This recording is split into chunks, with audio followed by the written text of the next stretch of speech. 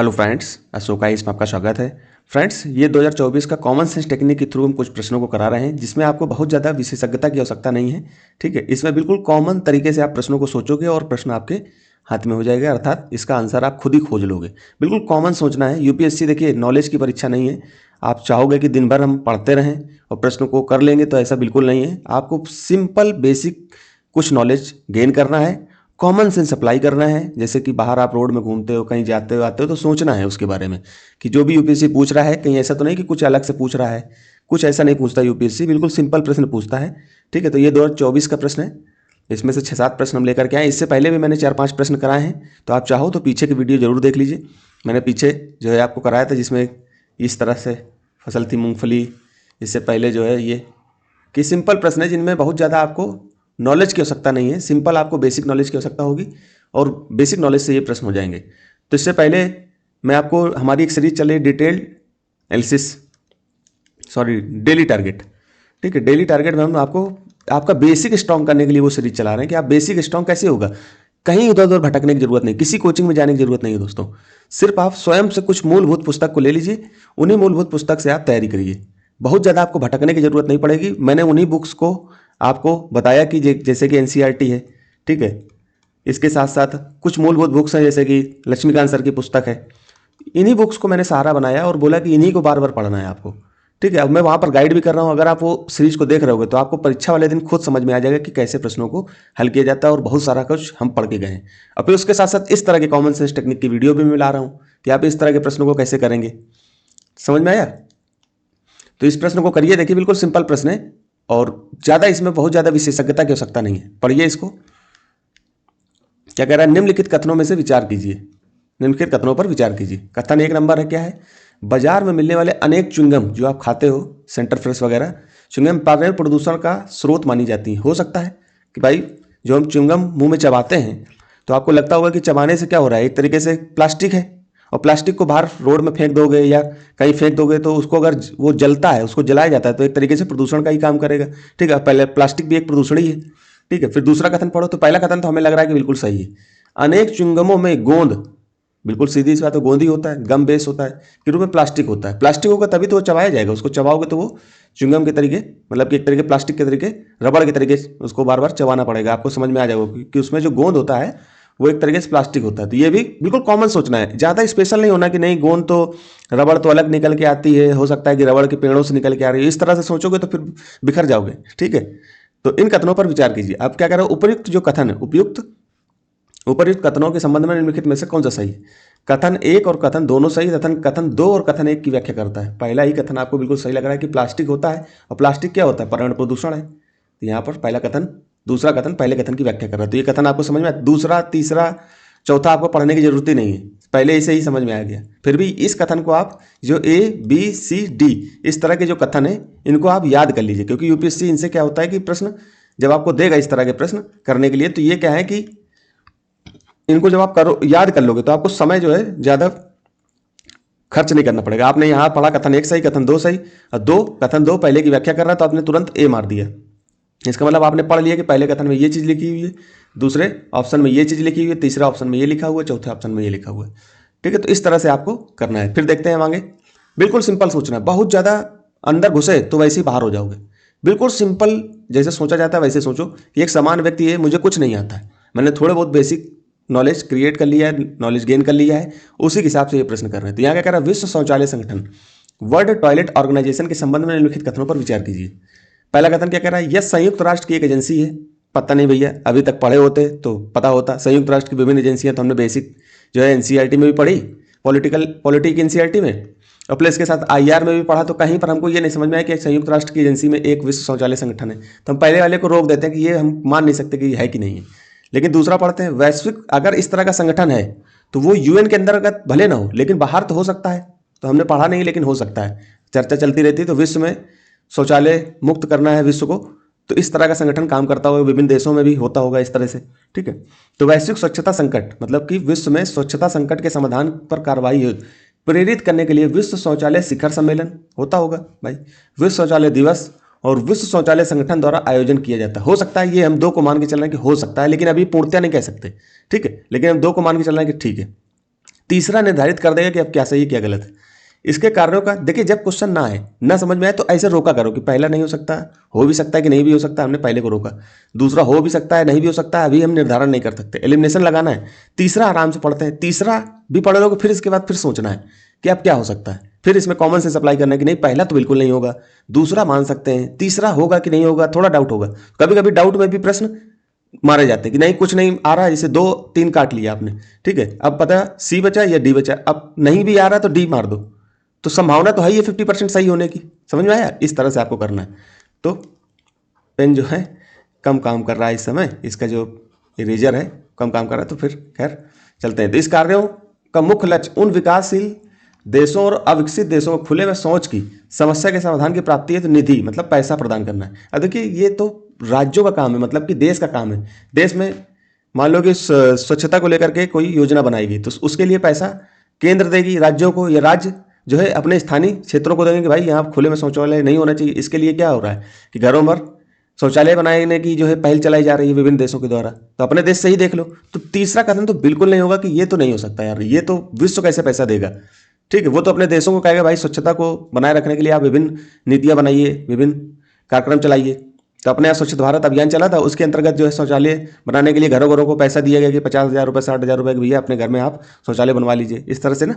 तो शौचालय मुक्त के लिए काफ़ी प्रयास किया गया। तो तीसरा तो नहीं होगा। ठीक है, हमने बी को काटा। अब या तो सी होगा या तो ए होगा। ठीक, अब हम पहला पढ़ते हैं कि ये संयुक्त राष्ट्र की एजेंसी में से एक है। संयुक्त राष्ट्र की एजेंसी तो नहीं होगी, अगर होती तो अब तक हम लोग एक बार तो पढ़ ही चुके होते। तो ये भी नहीं होगा, तो हमने सी को भी काटा। आंसर आ गया आपका ए। बिल्कुल सिंपल सोचा, आंसर आ गया। अब कहीं पर आप बताइए कि कहीं पर विशेषज्ञता की आवश्यकता है क्या।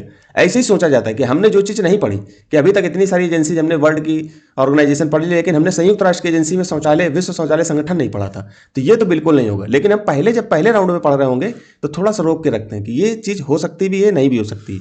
फिर आगे चलते हैं। निम्नलिखित कथनों पर विचार कीजिए। 25 नंबर प्रश्न है। ए सीरीज का आप चाहो तो ए सीरीज डाउनलोड करके देख भी सकते हो। सिंह की मतलब शेर की कोई विशेष प्रजनन ऋतु नहीं होती। मुझे नहीं पता तो मैं इसको रोक दूंगा। ठीक है, हमने रोका इसको। फिर दूसरा अधिकांश अन्य बड़ी बिल्ली 7 बिग कैट होती है ना, अभी big cat international big cat alliance भी चल रहा है। ठीक है, तो उस बिग कैट अलायंस में भारत में कौन कौन सी बिल्लियां पाई जाती हैं आप बताना मुझे। ठीक है, तो इसमें क्या कर रहा है, अधिकांश अन्य बड़ी बिल्लियों से भिन्न चीता दहाड़ता नहीं है। अभी जब कूनो नेशनल पार्क में चीतों को नामीबिया से लाया गया था, प्रोजेक्ट चीता चलाया जा रहा था, तो चीतों को जब लाया गया तो चीते क्या कर रहे थे कि बिल्लियों की तरह आवाज़ निकाल रहे थे। समझ में आया? तो इसका जो विपक्ष के नेताओं ने बड़ा विरोध किया था कि जो वर्तमान सरकार है, एनडीए की सरकार है, वो चीता प्रोजेक्ट चला रही है, ये तो चीते मर जाएंगे और ये तो शेर ही नहीं है, ये तो जो है बिल्ली लेकर के चले आए हैं।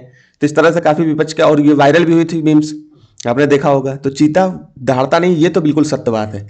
आपको पता होगा, आपने देखा भी होगा, काफ़ी वायरल होता है। आप मोबाइल वगैरह नहीं चलाते हो तो ये फिर पता नहीं, आपको नहीं जानकारी होगी, लेकिन आप देखे होंगे कि हर जगह जो है इसकी काफ़ी जो है क्लिप वायरल हो रही थी। तो आपने देखा होगा, तो इसको समझ में आ गया होगा कि ये जो है चीता दहाड़ता नहीं है। ये तो पक्का बात है कि बड़ी बिल्लियों की तरह, जैसे कि शेर होता है, तेंदुआ होता है, ठीक है, जैगुआर होता है, इसकी तरह जो है चीता क्या है, दहाड़ता नहीं है। चीता क्या है, बिल्ली की तरह हल्की आवाज़ निकालता है। सेम बिल्ली की तरह भी नहीं निकालता, हल्की सी बिल्ली से मिलती जुलती आवाज़ निकालता है। तो दो तो बिल्कुल सही है। ठीक है, अब पहला हमें पता नहीं, तो दो जहाँ जहाँ है वो तो सही होगा। या तो ये सही होगा, या तो ये सही होगा, या तो ये सही होगा। सी नहीं होगा, तो सी को हमने काट दिया। ठीक, अब क्या रहा, नर सिंह मतलब कि शेर से अलग मतलब भिन्न नर तेंदुआ गंध चिन्ह द्वारा अपना क्षेत्र घोषित नहीं करते हैं। ये तो बिल्कुल ही गलत हो जाएगा ना।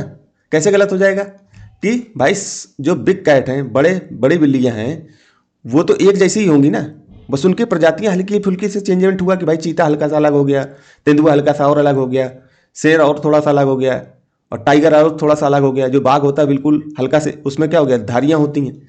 ठीक है, तेंदुए में क्या होता है, बिंदु होते हैं उनके शरीर पर, लेकिन है तो एक ही जैसे। तो ये अलग कैसे हो सकता है कि वो गंध चिन्ह एक छोड़ता होगा दूसरा नहीं छोड़ता होगा। तो ये तो तीन तो बिल्कुल गलत हो गए। तो जहां जहां तीन है उसको हटा दो। आंसर आपका हाथ आ गया। अगर पहला दूसरा भी नहीं पता होता तो तीसरा तो आप पढ़ लेते, तीसरा तो बिल्कुल सही हो जाता, मतलब तीसरा इस तरह से गलत हो जाता बिल्कुल। जब बिल्कुल गलत हो जाता तो एक ही आंसर बचता। तो इस तरह के प्रश्न अभी भी दोस्तों आएंगे बहुत ज़्यादा। तो आप बिल्कुल घबराना नहीं कि जो है यूपीएससी ने 2023 में जो प्रश्न रखे थे तो हो सकता है कि हम ना कर पाएं, लेकिन ऐसे अगर प्रयास करोगे, इस तरह से कोशिश करोगे, तो ये प्रश्न आराम से कॉमन सेंस से हो जाएंगे। फिर आगे चलते हैं। अब क्या कह रहा है, निम्नलिखित कथनों पर विचार कीजिए। उपयुक्त में से कितनों में विषाक्त जातियां हैं। कितनी विषाक्त जातियां, तितली, मछली, मेंढक। अब आप कहोगे कि ये तीनों में जो है जहरीले, ये तीनों जहरीले नहीं होते हैं, तो आप कैसे कह सकते हो? आपने तो कुछ प्रजातियों को इनके आसपास अपने देखा है, लेकिन बहुत सारे विश्व में तो बहुत सारी तितलियों की प्रजातियां हैं, बहुत सारी मछलियों की प्रजातियां हैं, बहुत सारे मेंढक की प्रजातियां हैं, उनमें से कुछ विषाक्त होंगी, कुछ तो विषाक्त हो सकती हैं, कुछ तो। अगर 100 प्रजातियां हैं, मतलब 100 अगर तितलियां हैं, तो उनमें से कुछ तितलियां ऐसी होंगी, कुछ तितलियों की प्रजातियां ऐसी होंगी जो जिसमें जहर होगा। और जहर क्यों होगा? जहर क्यों दिया जाता है? प्राकृतिक रूप से उनके अंदर जहर दिया जाता है कि वो दूसरी प्रजातियों से अपने आप को बचाने के लिए एक तरीके से हथियार उनको दिया जाता है कि आप इस हथियार का इस्तेमाल कर सकते हो। ऐसे जो मेढक होंगे, कुछ मेढक तो जहरीले हो सकते हैं, कुछ मछलियां तो जहरीली हो सकती हैं। तो ऐसे हमने कहा कि उपरोक्त में कितनों में विषाक्त जाती है, तो तीनों में हो सकती है। तो इस तरह से हमने सी को मारा। सिंपल सोचना है, बहुत ज्यादा नहीं सोचना है। फिर देखिए आगे, निम्नलिखित कथनों पर विचार कीजिए। 30 नंबर प्रश्न है, आप ए सीरीज में देख लीजिए 2024 का प्रश्न। ठीक है, काजू, पपीता, रक्तचंदन, उपरोक्त में से कितने वृक्ष वास्तव में भारत के देसी वृक्ष हैं? अब इनमें से कई लोग कहेंगे कि ये तीनों हो सकते हैं। थोड़ा सा दिमाग लगाओ। पहली बात तो जो लाल चंदन है, इसकी खेती भी होती है, आपने देखा होगा। खेती का मतलब बागान लगाए जाते हैं। आपने वो पुष्पा मूवी देखी होगी तो उसमें भी आपको समझ में आ गया होगा। तो 3 तो बिल्कुल सही है कि ये जो है हमारे भारत का देसी वृक्ष तो हो सकता है, क्योंकि इसकी खेती होती है। इसका मतलब देखिए, ये हमारे देसी वृक्ष का मतलब क्या होता है कि ये बड़े क्षेत्रों में उग सकते हैं, बहुत सारे क्षेत्रों में ये उगाए जा सकते हैं। ठीक है, देसी वृक्ष का मतलब यही होता है कि भाई इनके लिए हमारे देश में जो पर्यावरणीय अनुकूल दशाएं हैं वो इनके लिए बहुत अच्छी हैं, इन जो वृक्ष देसी होते हैं, क्योंकि ये भारत में अधिकतर जगहों पर हो सकते हैं। ठीक, तो जैसे दक्षिण भारत में है, ये अपना हो जाता है आराम से। तो अब काजू और पपीता की जो खेती है अपने भारत में नहीं होती है। ये कुछ मात्रा में हो जाती है, बाकी सभी मात्रा में नहीं होती। आप देखते हो पपीता के जो पेड़ होते हैं, इक्का दुक्का जगह आपको मिलेंगे। ठीक है, तो इस तरह से हमने काजू और पपीता को, ये बाहर से पुर्तगालियों के द्वारा लाए गए थे, उस तरह से भी देख लोगे। बाकी इस तरह से देखोगे तो काजू और पपीता एक तरीके से भारत का नहीं है। तो 2 देसी वृक्ष कौन सा होगा? 3 होगा, केवल 1 हो जाएगा इसमें से। सिंपल सोचना है। फिर भी आप थोड़ा सा कॉमन सेंस लगाओगे तो पपीता के बारे में तो आपको पता ही चल जाएगा कि नहीं, ये तो जो है बाहर से लाया गया था। काजू भी बाहर से लाया गया था। रक्तचंदन, अब ऐसे भी देख लो कि जो काजू के बारे में थोड़ा सा सोच लो कि काजू इतना महंगा क्यों? अगर भारत में होता, देसी वृक्ष होता, तो भारत में हर जगह उगता, हर जगह उगता, तो इतना महंगा क्यों होता? तो इस तरह से भी 2 को हटा लो, तो 2 तो नहीं होंगे, एक ही पपीता है। इसको भी कॉमन सेंस थोड़ा बहुत लगाओगे तो इसको भी कहीं ना कहीं एलिमिनेट करके हटा सकते हो। ठीक है, तो इस तरह से सोचना है आपको दोस्तों, तब आप जाकर के परीक्षा को उत्तीर्ण कर पाओगे। आगे चलते हैं, निम्नलिखित कथनों पर विचार कीजिए। अब देखिए, ये सब प्रश्नों को सिंपल सोचना है, इसमें हम ज्योग्राफी के अंतर्गत नहीं जाएंगे। ठीक है, सिंपल सोचो ज्योग्राफी कि बृहद तारे मतलब बड़े तारे। ठीक, समझ में आए? बड़े वामन तारे मतलब छोटे तारे, बौने तारे जो होते हैं। बड़े तारे छोटे तारों की तुलना में अधिक समय तक अस्तित्व में बने रहते हैं। अब आप सोचो कि जो कोई बच्चा जो पैदा होगा तो छोटा होगा, फिर बड़ा होगा, फिर और बड़ा होगा, और अंत में समाप्त हो जाएगा। यही तो होता है कि वो बढ़ता रहता है। सिंपल सोचना है इसको, कॉमन सेंस है। जैसे मान लो वहाँ पर ज्योग्राफी में आपको नहीं आ रहा होता कि हमने ये जो है तारों की संरचना नहीं पढ़ी, कैसे तारे जो है छोटे से बड़े होते चले जाते हैं, तो हमने इसको नहीं पढ़ा। तो बड़े तारे पहले मरेंगे, पहले खत्म होंगे, छोटे तारे देर से होंगे। तो ये क्या कह रहा है? या तो उल्टा बात बोल रहा है ना कि बड़े तारे छोटे तारे की तुलना में अधिक समय तक अस्तित्व में रहते हैं। तो बड़े तारे अस्तित्व में थोड़े समय तक रहेंगे, छोटे तारे ज़्यादा समय तक रहेंगे, क्योंकि ये मान लो छोटा तारा है, ये छोटा बच्चा है, तो ये ज़्यादा लंबे समय तक अभी जिएगा, मान लो 80 साल जिएगा मान लो। और जो बड़ा हो गया ये अब कितने साल जिएगा? मान लो 10 साल जिएगा, 70 साल का है, तो ये कितने साल जिएगा? 10 साल जिएगा। सिंपल सोचो, सिंपल बिल्कुल। यूपीएससी ऐसे एक प्रश्न रखता ही है कि आपको हर विषय आप पढ़ के थोड़ी चले जाओगे, थोड़ा बहुत तो कभी पढ़ा होगा। अब आपको पढ़ा स्पेशल पढ़ा होता तो ये तो आराम से कर लेते। तो इस तरह से मैंने पहले को हटाया, जैसे आपने पहले को हटाया, सिंपल आगे डी आंसर। अब ये कथन मैंने रट रखे हैं इनको, ए बी सी डी, इस तरह कथन को मैंने रट लिया कि पहला कथन क्या कहेगा, कथन 1 कथन दोनों सही है, कथन 2 कथन 1 की व्याख्या करता है। इस तरह से मैंने रट लिया इसको। दूसरा कथन क्या कह रहा है, कथन 1 और 2 दोनों सही है, किंतु दूसरा पहले की व्याख्या नहीं करता है। तीसरा क्या है, कथन तीसरा क्या कह रहा है, कथन 1 सही है किंतु कथन 2 सही नहीं है। फिर डी में कथन 1 सही नहीं है किंतु 2 सही है। इस तरह से इसको याद ही कर लो दोस्तों, तो आपका समय बच जाएगा। तो क्वेश्चन जब आप सॉल्व कर रहे होगे तो आपको बहुत सारा समय मिल जाएगा। फिर कथन 2 आपको, अब जैसे आंसर तो पहली बात तो आई गया, लेकिन फिर भी पढ़ लेते हैं कि वामन तारे मतलब छोटे तारे की तुलना में बड़े तारों में नाभिकीय अभिक्रियाओं की दर उच्चतर होती है। तो बड़े जो तारे होंगे, मान लो बड़े तारे ही हैं, इसमें नाभिकीय जो अक्रिया होंगी बहुत तेज गति से होंगी, बहुत तेज होंगी, तभी तो इनका फ्यूल जल्दी से ईंधन क्या होगा, समाप्त हो जाएगा। और जल्दी समाप्त हो जाएगा तो ये खत्म हो जाएंगे जल्दी। और जो छोटे तारे होते हैं इसमें नाभिकीय अभिक्रिया धीमे धीमे होती है, फिर ये जब बड़े होंगे तो और तेज होगी, फिर और बड़े होंगे तो और तेज होगी। तो इसमें क्या है, वामन तारों की तुलना में बहुत जो बृहद तारे हैं, यहाँ बृहद लिख लो, बृहद तारे बहुत लिख दिया उसने टाइप करने में। बृहद तारों में नाभिकीय अभिक्रियाओं की दर उच्चतर होती है। समझ में आया? तो दूसरी बात तो बिल्कुल सही लग रही है। वैसे भी हमने पहला ही पढ़ लिया, आंसर आ गया, आपको दूसरा पढ़ने की जरूरत ही नहीं है। ठीक है, तो इस तरह से क्वेश्चन किए जाते हैं दोस्तों। फिर आगे चलते हैं, निम्नलिखित गतिविधियों पर विचार कीजिए। पहला, विमान पत्तनों अथवा विमानों में यात्रियों के पास मौजूद स्वापक पदार्थ मतलब नार्कोटिक्स की पहचान, वर्षा का मॉनिटरिंग, पशुओं के पास नजर रखना, ट्रैकिंग करना। उपरोक्त में से कितनी मतलब उपरोक्त में किन्हीं गतिविधियों में रडार का उपयोग किया जा सकता है। अब आप सिंपल सोचो कि रडार का उपयोग कैसे किया जा सकता है। केवल एक सही, केवल दो सही, सभी तीन सही, कोई नहीं। सिंपल है। अब देखो, आप सोचो कि जैसे आप ट्रेन में जाते हो या मेट्रो में जाते हो, तो आप अगर जेब में गुटखा, पान मसाला या कुछ भी रखते हो या वाइन रख के चले जाते हो बैग पे, तो आपको कैसे डिटेक्ट करते हैं वो? मेटल डिटेक्टर उनके पास एक तो होता है, इस तरह से वो छड़ी नुमा जो लिए रहते हैं बैट की तरह, और ये आपके पूरे शरीर में टच करते रहते हैं, मतलब कि दूर से। तो एक तो इस तरह करते हैं। दूसरा, आप जो उनकी वो केबिन टाइप की जो एक तो स्लाइड चलती रहती है उसमें आप रख देते हो तो वो स्कैन कर लेते हैं।